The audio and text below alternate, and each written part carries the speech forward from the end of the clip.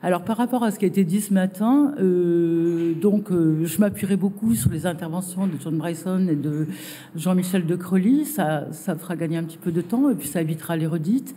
Et sans doute, mon intervention paraîtra un petit peu exotique par rapport à ce qui a été proposé ce matin. Donc, les villes de Rotterdam, Bruxelles, New York.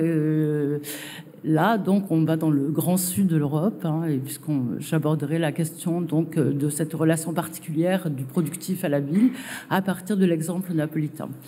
Alors, ce qui est intéressant justement, c'est que si de façon générale, en fait, les grandes tendances sont communes, souvent pour expliquer le phénomène de désindustrialisation, il n'en reste pas moins que les trajectoires entre les villes restent différentes en fonction de leur histoire, en fonction de leur intégration en fait aussi à l'espace national, et donc cet élément est justement plus particulièrement intéressant pour une ville qui est vraiment à la périphérie sud de l'Europe, une ville méditerranéenne. Et ce que j'essaierai de présenter donc dans cette contribution, c'est l'interrogation en fait des interactions entre la remise en cause en fait des catégories du productif et ces classifications donc qui sont de plus en plus poreuses, comme ça a été évoqué ce matin, et le renouvellement justement du rapport entre production et ville, en m'intéressant donc à partir de Naples à une filière particulière qui est celle du système mode, qui a un intérêt peut-être spécifique par rapport à la question qui est posée, puisqu'il est à la jonction d'une certaine manière des sphères de la manufacture et de la culture. Et il se trouve d'une certaine manière pour l'Italie du moins, entre une matrice qui relève véritablement de l'industrie urbaine, de l'industrie du rapport intime en fait de la ville à l'usine, et en même temps, dans le cadre de l'Italie, avec une référence à la matrice du district industriel. Donc c'est également intéressant de voir de quelle façon l'ère métropolitaine napolitaine et la ville donc se rapportent à cette double matrice. Deuxième élément aussi qui est intéressant dans cette interrogation, c'est bien sûr à la fois les singularités, mais aussi les similarités que Naples présente avec d'autres villes justement européennes.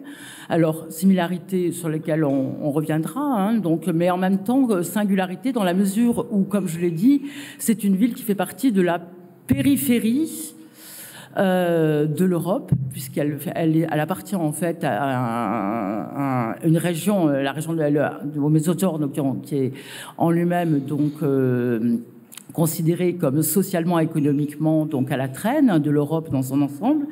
Et de ce fait, cela aussi va induire par des formes de marginalité sociale, ça va impacter aussi les rapports de la ville au productif dans cette ville. Donc, ces éléments-là, donc j'essaierai d'interroger, et notamment en me demandant en quoi la redistribution spatiale des fonctions matérielles et immatérielles de cette sphère de production tend à créer de nouvelles lignes de partage dans les espaces métropolitains et permet de repenser le rapport ville-production. Désolée pour les coquilles. Et j'essaierai de voir aussi quelles sont l'échelle et le format territorial qui sont adéquats pour penser à un éventuel redéploiement du productif en ville, et ce qui interroge aussi, même, une question qui a été posée ce matin, quel périmètre, quel sens à la ville à l'heure actuelle, et de quelle façon le productif s'inscrit dans cette façon de repenser le périmétrage. Alors, je le ferai en quatre temps. Premièrement, donc, j'irai très vite sur les cadres théoriques et méthodologiques et le contexte spatial. Premier élément, donc, la question dans le cadrage, les cadres théoriques, la question de la désindustrialisation, puisque, de façon générale, au sens premier, on peut l'entendre, bien sûr, comme un processus qui se caractérise à la fois par le recul de l'emploi industriel et par une baisse de la contribution de l'industrie à la richesse qui est créée par le pays, mais on peut aussi dire que ces données n'évaluent que partiellement le problème, puisque la chute donc de la part de l'emploi en valeur relative peut traduire en fait des transformations, comme ça a été dit ce matin, qui ne sont pas seulement de l'ordre de la perte de substance économique, mais qui vont au-delà et qui parlent aussi d'une restructuration du productif dans son ensemble et qui interpelle évidemment la dimension territoriale de celui-ci. Le deuxième élément est relatif à l'approche du productif, puisque les frontières, comme je l'ai évoqué, sont plus poreuses. Et de ce point de vue, donc, on doit se départir d'une définition plus classique et prendre en compte en fait toutes les transformations qui ont été évoquées, de quelle façon en fait l'externalisation d'une partie des services, etc., contribue en fait à une baisse des effectifs sous une forme plus classique, et de quelle manière prendre en compte justement ces frontières poreuses. Or, de ce point de vue, le système mode peut être intéressant puisqu'il justement il est à la jonction de ces deux logiques, matérielle et immatérielle, industrie traditionnelle d'une part, à haute intensité de main-d'œuvre, et en même temps, donc, qu'il range, on verra justement comment Naples se rapporte à cette duplicité, on va dire, ce caractère double, et par ailleurs, donc, un fort capital symbolique, une forte sémiotisation des contenus, et même une sémiotisation croissante, qui fait que l'industrie de la mode a, en fait, des facettes extrêmement différentes, et qui joue dans le rapport, en fait, la transformation du rapport de cette production au territoire. Donc, on peut se dire que, justement, l'industrie de la mode, elle est à la fois aussi contrastée.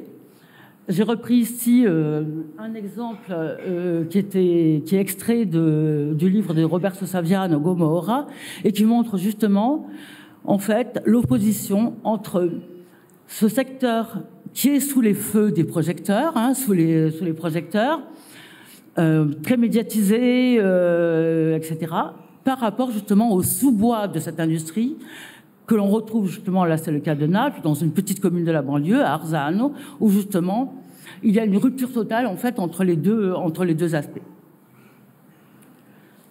Alors, je vais être très rapide, ça pose deux types de problèmes sur le plan méthodologique. Le premier, donc je me suis appuyée sur deux types de données. Ce qu'en disent les statistiques, c'est-à-dire des chiffres et des territoires. Donc, j'ai travaillé sur une évolution qui s'est sur un déploiement sur 40 ans, globalement, celui des statistiques donc livrées par l'ISTAT. Ça pose toutefois un problème, c'est-à-dire celui des chevauchements des processus, c'est-à-dire on a des rythmes décennaux et en même temps, effectivement, les processus ont des à-coups que l'on n'arrive pas à mesurer par ces aspects-là, et ça met quand même en avant les tournants. Et la deuxième, alors ça a été fait à partir d'un travail en collaboration entre l'École française de Rome, donc, dont j'étais porteur, et l'Institut statistique, l'ISTAT, donc, et son antenne à Naples. Deuxième élément, donc, puisque derrière ces chiffres, quelles sont les stratégies, comment en fait les couvrir. Donc c'est une méthodologie de type qualitatif fondée sur des entretiens, ça va c'est de soi, pour faire apparaître les stratégies d'acteurs et surtout avec un grand suivi dans la durée. Je ne me suis pas occupée seulement de ça, je travaille aussi sur les terrains de Tangeron en comparaison, mais en même temps, ça permet aussi de voir, en suivant les entrepreneurs, souvent à 5 ans d'écart, voir de quelle façon, en fait, ils redéploient leur stratégie à l'échelle du territoire de la métropole.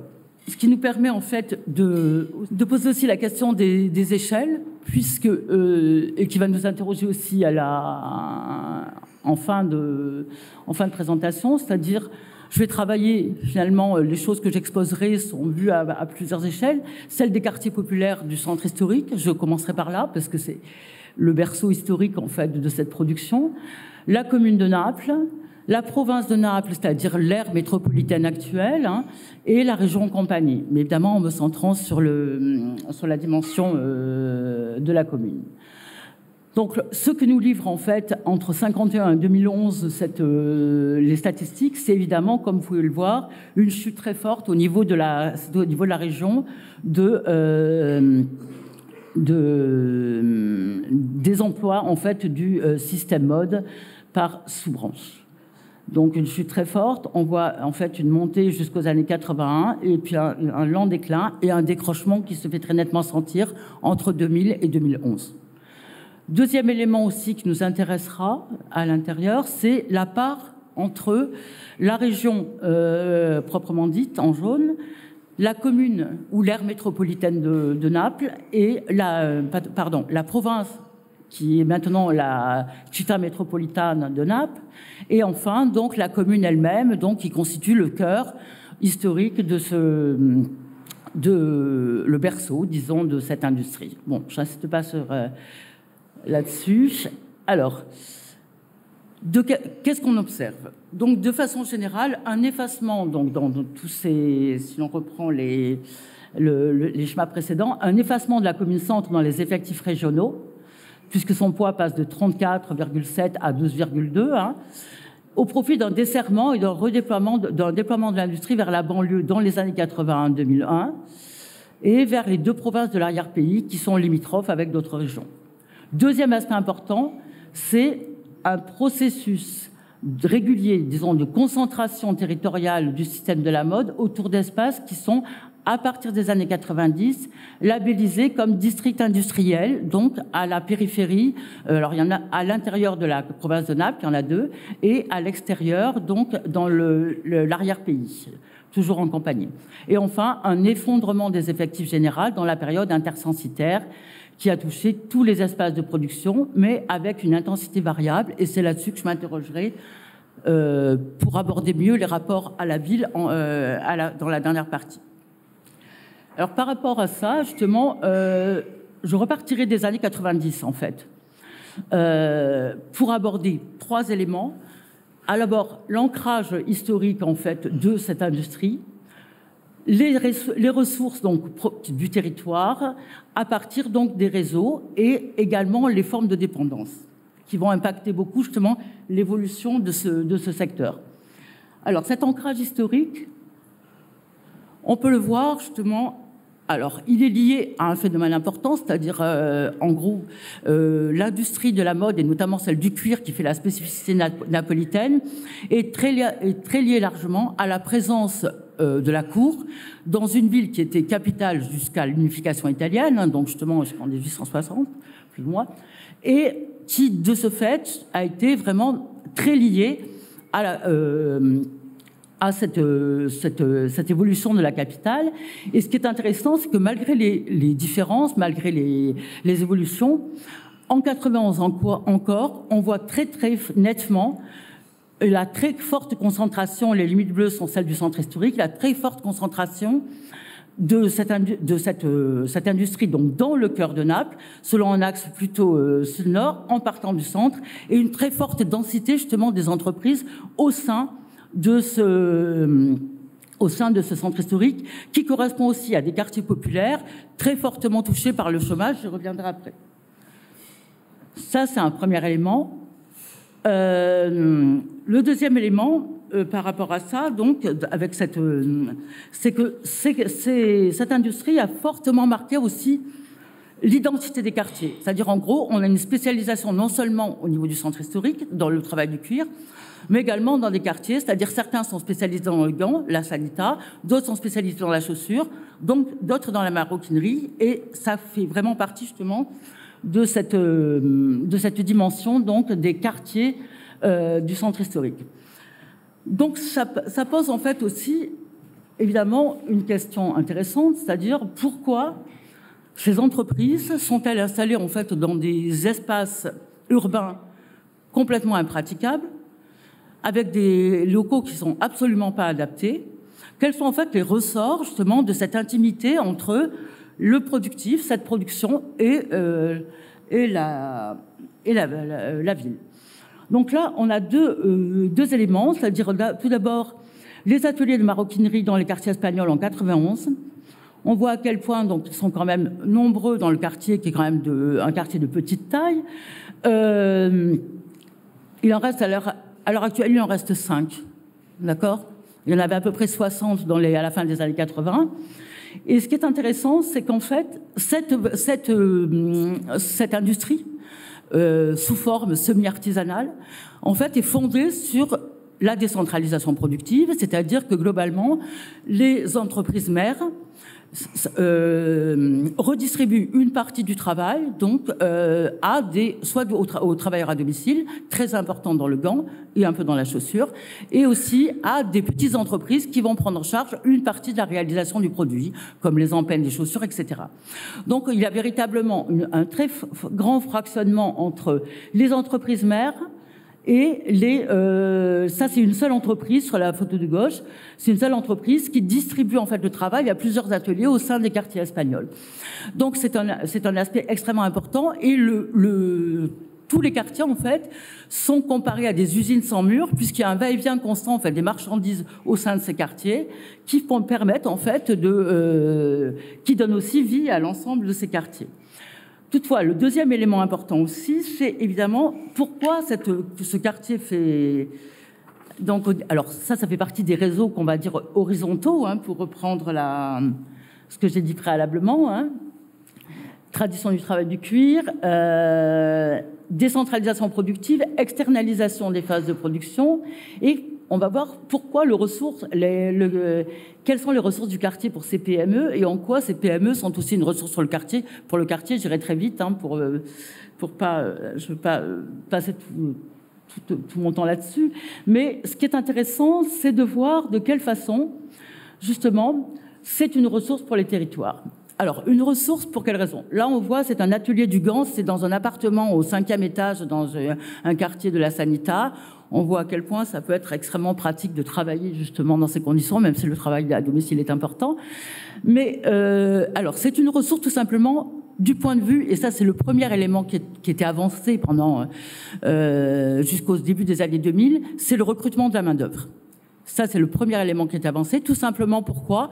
Parce que les entrepreneurs trouvaient sur place une main-d'œuvre bien formée, compétente, avec des savoir-faire justement dans le cuir qui sont longs à acquérir, et parallèlement, pour les emplois, pour les tâches qui n'étaient pas spécialisées, la présence sur place, compte tenu du chômage, d'une main-d'œuvre relativement pléthorique, à bas coût, et employée souvent au noir. D'accord? Donc, ces divers éléments ont fait que pendant un certain temps, ces entreprises ont pu s'appuyer justement sur cette main-d'œuvre. L'autre élément également, c'est la contiguïté spatiale et sociale des acteurs, très forte, qui font que, par le recrutement même, c'est-à-dire du voisinage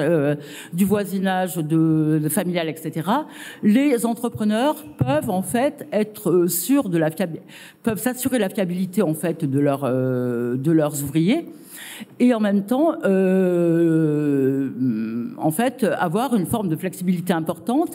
Et de ce fait, la contiguïté, le fait que le lieu de vie soit aussi l'espace de travail, fait que les échanges sont très importants, et surtout que c'est aussi un garant du contrôle territorial, hein, et du contrôle par rapport à l'extérieur, et notamment sur le plan de l'informalité, hein, donc des conduites irrégulières. Donc tout ça a joué donc à plein pendant jusqu'au début des années 2000 à peu près, hein, mais c'est une ressource qui n'est pas donnée une fois pour toutes, hein. Et la globalisation des processus et le changement des règles du jeu a été d'autant plus important qu'on a véritablement des formes de dépendance une très forte dépendance, tout simplement parce que ces réseaux horizontaux sont articulés à des réseaux verticaux cette fois, qui font que les entreprises les plus petites, celles à qui on redistribue le travail, sont en 4e et 5e main, hein, et par rapport justement à la firme commanditaire, ils sont complètement invisibles, donc n'ont aucune existence administrative, souvent quelquefois une existence fiscale, mais sont complètement invisibles en fait à l'extérieur, d'accord? Et de ce fait, les locaux mal adaptés conviennent aussi de ce point de vue. Toutefois, ça veut dire que concrètement, l'essentiel de ce système, au moins dans le centre de Naples, l'essentiel de ce système repose en fait sur des facteurs de production essentiellement, mais leur échappe complètement tout ce qui est conception, innovation et donc la valeur ajoutée du produit, ce qui les rend d'autant plus fragiles par rapport justement à un contexte qui change beaucoup en Europe et qui va, d'une certaine manière, mettre en péril, en fait, ou du moins bouleverser les équilibres donc, qui se sont maintenus malgré des transformations jusqu'au début des années 2000. Alors, ces changements de contexte, j'en suis où pour le temps ?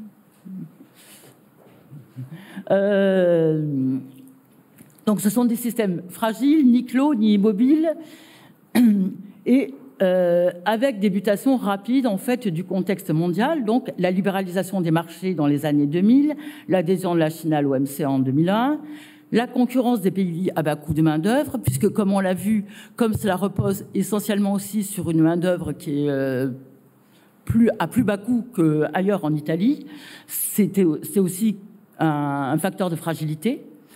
D'autant plus que le système mode dans le nord de l'Italie, notamment en Vénétie, etc., se transforme à ce moment-là.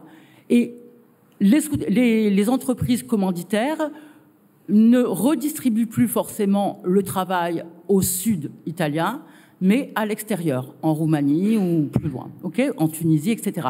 Donc, de ce fait, ça fragilise aussi le système napolitain et les systèmes méridionaux, donc de façon plus générale.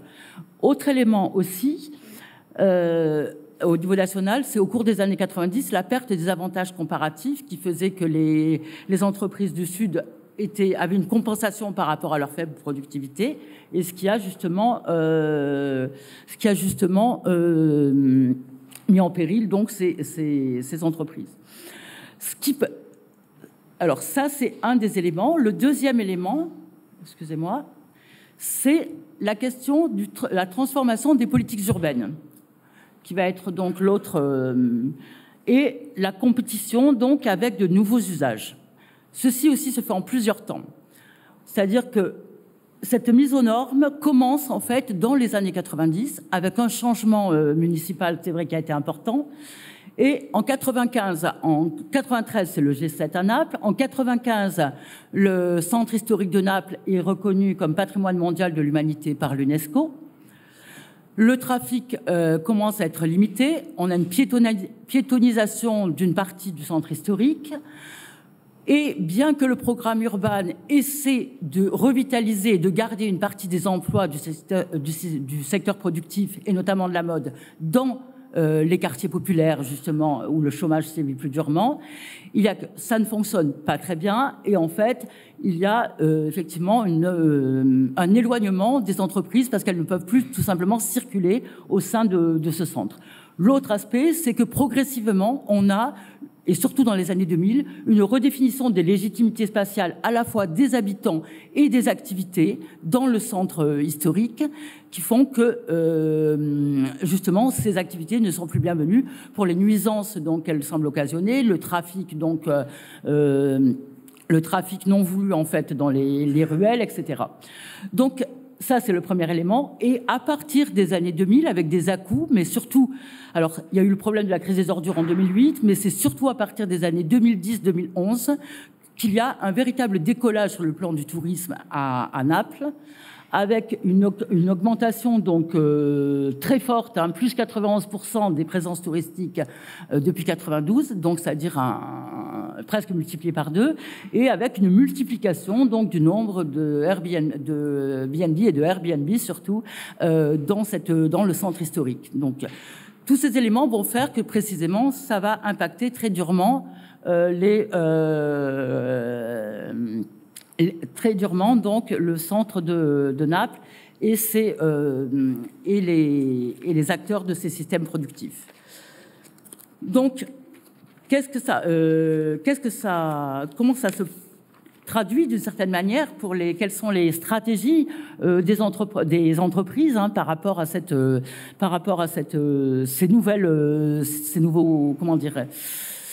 nouveaux facteurs.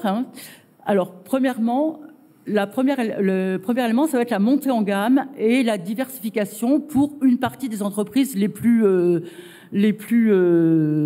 solides financièrement. Il va y avoir une création de marques propres, même si parallèlement, les entreprises vont garder une partie de leurs donneurs d'ordre de façon à diversifier les entrées et les revenus. Deuxième aspect, c'est le manque de locaux et adaptés, le problème d'accessibilité fait qu'il y a un éloignement et une reconstitution de la proximité perdue. Et parallèlement, j'y reviendrai après, une mise à distance des collaborateurs les plus fragiles et informels. On peut le voir par exemple sur cette diapositive qui montre à la fois les réseaux verticaux et les réseaux horizontaux. Qu'est-ce qui se passe? On a donc à droite le centre historique. On a pris l'exemple en fait d'une sous-traitante qui se trouve une sous-traitante de rang 2 dans la hiérarchie, mais qui distribue le travail en fait à de nombreux sous-traitants sur le quartier. Cette entreprise va se déplacer souvent dans la zone industrielle, dont les bâtiments ont été abandonnés par d'autres types d'industries, se déplace vers la zone industrielle à proximité. Elle garde une partie de ses sous-traitants les plus fiables et notamment, elle les héberge en fait à l'intérieur d'une usine importante. Ce qui fait que, ce qui est intéressant, c'est qu'il y a une distance qui se fait par rapport donc au centre, mais en même temps, il n'y a plus de circulation, il n'y a plus de circulation des marchandises, mais ce sont les personnes qui se déplacent. Donc, à l'intérieur donc de centres. Et parallèlement, elles abandonnent une partie des sous-traitants les plus fragiles, tout simplement parce que l'autre élément très important en fait dans cette transformation, c'est la responsabilité éthique des entreprises de donneurs d'ordre, ou du moins une de façade, on va dire, qui oblige d'une certaine manière les entreprises sur place à se défaire de leurs sous-traitants les plus fragiles, les plus au noir, les plus illégaux, et ne conserver que les autres. Les autres qui sont en fait une forme de salariat déguisé, parce qu'ils sont dans l'entreprise, etc. Mais ce qui est important, c'est que ça recrée de la proximité avec des sous-traitants qui n'était plus possible du fait du déplacement. Donc ça, c'est une forme de stratégie parmi d'autres, mais ce qui revient à dire que là, il y a une transformation aussi du rapport entre le territoire, justement, les territoires d'origine, les territoires, la ville et ses espaces productifs. Donc, il y a une double mise à distance, comme je viens de le signaler. En bas, c'est une toute petite entreprise qui travaille pour Chanel, donc qui était encore dans le centre historique, dans les quartiers espagnols. Et là, c'est la nouvelle entreprise, donc qui a été où elle est hébergée à l'heure actuelle, donc par le donneur d'ordre. Donc, ça laisse en suspens en fait le devenir de ce centre, de cet espace, et notamment des espaces centraux, qui sont à la fois entre soit des territoires complètement marginalisés et laissés pour compte, où il ne reste plus que repris, avec une reprise en main pour certains par la Camorra dans les années 2000, ou alors donc une mise en scène qui sont justement surtout dans la partie du centre antique, en fait assignées à une mise en scène de la ville par la mise en patrimoine et la mise en tourisme en lien avec l'économie culturelle. Par rapport à ça, donc on peut essayer donc de voir en fait quel sens donner aux reconfigurations actuelles à diverses échelles. On a vu tout à l'heure, donc c'est le même schéma qui reprend justement cette évolution des effectifs en campagne pour la province de Naples et pour la commune. Mais on peut se demander justement ce que cache cette transformation. En fait, on voit par rapport à cette dernière phase, puisque les derniers chiffres pour le dernier recensement n'est pas fait. Donc, de quelle façon, en fait, on se rend compte que finalement la province de Naples regagne du poids dans l'ensemble régional. Donc ça, c'est un premier constat. Ce sont des statistiques, jusque-là, ça ne veut pas dire grand-chose. Deuxième élément, non, je passe par là. On voit aussi, deuxième élément, que ce sont au sein des quartiers, au sein de la ville de Naples, l'évolution des emplois du système mode montre très clairement, en fait, une baisse importante. Donc, puisque le chapeau jaune est plus important que le chapeau rouge, c'est-à-dire en fait une baisse qui peut être très importante, sauf dans certaines parties à l'est de la ville, qui justement est une partie où les industries, disons les petites entreprises, se sont déplacées pour avoir de la place, mais rester dans la commune. Donc ça, c'est le deuxième élément. Troisième élément aussi que l'on voit apparaître, c'est que c'est une classification des communes en fonction du nombre d'emplois dans le système mode, en ne retenant que les premiers déciles. Et sur l'intervalle, en fait, entre 1971 et 2011, en fait, ça fait apparaître les communes qui apparaissent pour tous les recensements, c'est-à-dire qui ont des activités productives dans la mode à tous les recensements, et au contraire, dans les couleurs donc vertes, c'est celles qui n'apparaissent qu'une fois ou deux fois. Qu'est-ce que ça signifie? Qu'effectivement, pendant les années 80-90, il y a bien eu un déploiement vers l'extérieur. Or, depuis les années 2000, qu'est-ce qu'on voit apparaître? C'est-à-dire qu'il y a bien une baisse, un déclin généralisé, mais dans ce déclin généralisé, ce sont malgré tout les communes et les districts de la province de Naples qui continuent, disons, à avoir une légère, à baisser moins que les autres et à être représentés de façon constante. Là, ce que ça montre seulement, c'est l'importance du temps, de l'épaisseur temporelle dans le maintien, en fait, de ces activités au cœur dans la commune de Naples et dans les communes limitrophes. Ce qui donne à voir, en fait, j'essaierai de terminer là-dessus, des nouvelles configurations spatiales, c'est-à-dire que ça repose le problème des rôles de la ville, en fait, par rapport à ce système productif à l'heure actuelle. Là, je prendrai l'exemple de la commune, mais il faudrait évidemment élargir, on pourrait revenir dans la discussion. D'abord, les beaux quartiers du centre qui fonctionnent maintenant comme vitrines pour les marques régionales. Et elles accueillent de nouveaux points de vente qui sont destinés à une clientèle locale, mais aussi à une clientèle de passage. Deuxième élément, c'est le lieu de concentration donc des principaux services aux entreprises, parce que les communes de banlieue sont très démunies, elles sont souvent aussi mal accessibles à certains points de vue, et donc les services logistiques sont médiocres, ils ne peuvent pas satisfaire en fait les besoins des entreprises. Troisième élément, c'est le dédoublement souvent entre siège social des entreprises qui restent localisés à Naples, avec quelquefois des boutiques et des showrooms, et un siège opératif en banlieue qui est assez courant sur ce dédoublement.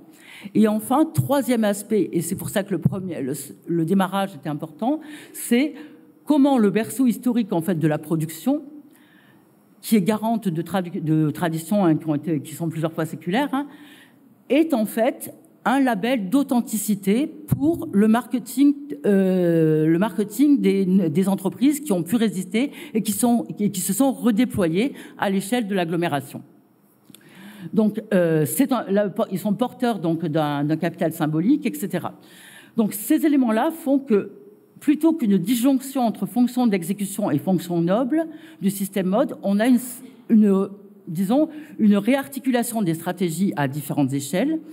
Et cet élément-là serait d'autant plus important que on souligne en fait évidemment que à l'heure actuelle, la distance, notamment, c'est véritablement les qualités à la fois spatiales et temporelles aussi d'une industrie qui permettent de faire la distinction sur les marchés globalisés, et de ce fait, Naples peut condenser les atouts qu'elle a sur place, c'est-à-dire en mettant en avant justement ces traditions et ce savoir-faire que l'on retrouve de plus en plus difficilement.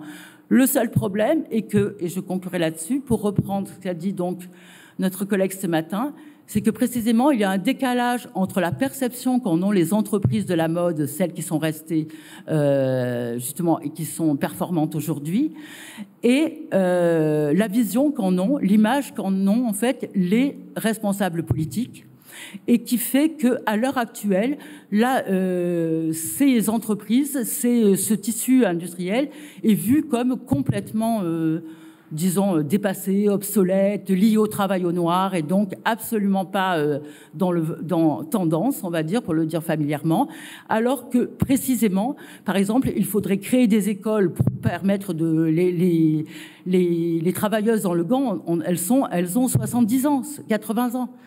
Et donc, on n'arrive plus à reproduire ce type de compétences.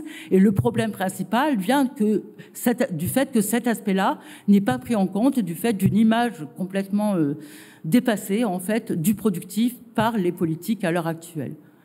Voilà, je vais terminer là-dessus.